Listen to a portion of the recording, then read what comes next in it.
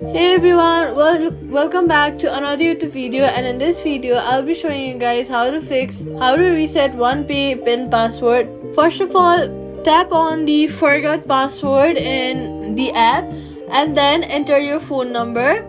After entering your phone number, enter your OTP. Then create a new PIN. Make sure that your PIN is the new PIN and then it's not the old one. And also make sure that your PIN is a hard PIN and it is not easily guessable, so people do not have access to your data and your privacy.